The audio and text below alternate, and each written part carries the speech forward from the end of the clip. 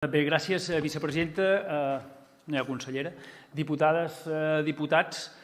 Vox avui ens presenta, fidels a la seva ideologia del fons a la dreta de tot, la seva enèsima moció negacionista. Vostès necessiten desfogar la seva ràbia interior, posicionant-se sempre al revés de tots els grans consensos que han permès avançar la humanitat.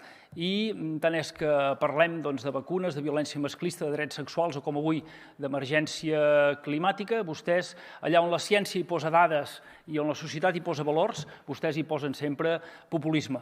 I avui ens demanen que deroguem la llei del canvi climàtic perquè diuen que això arruïna el primer sector, les indústries i a les famílies. Mirin, no es preocupin que Junts per Catalunya som els primers que vetllem sempre perquè la sostenibilitat ambiental que s'exigeix al primer sector i en general al món empresarial vagi acompanyat sempre de la sostenibilitat ambiental.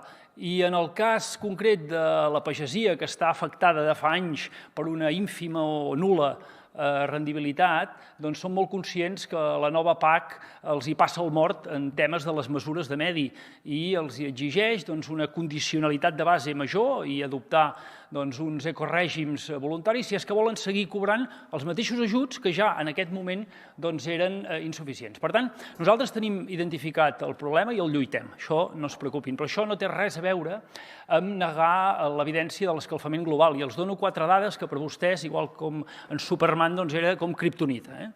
4 dades científiques. Segons la NASA,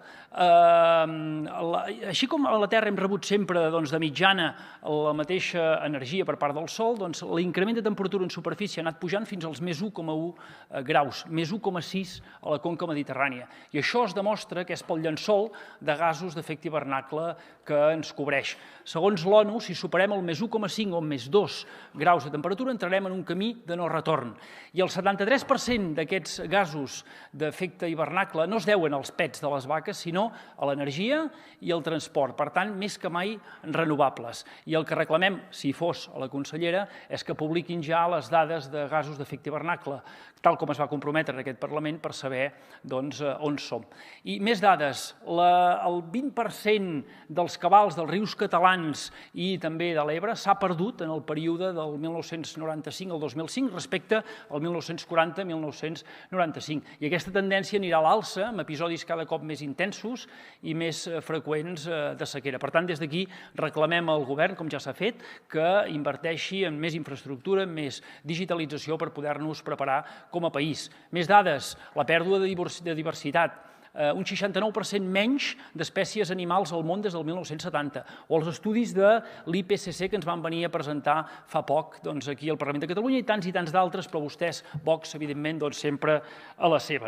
I en la moció ens reclamen ajuts per a autònoms i empreses pel que fa al sobrecost energètic. Junts per Catalunya, precisament, hem presentat una esmena al pressupost de 150 milions d'euros per a aquest objectiu, però sembla ser que a Esquerra Republicana se li ha fos aquella mà que va dir que es tenia cap a Junts per Catalunya i, per tant, no ajudarà ni a les empreses ni als treballadors.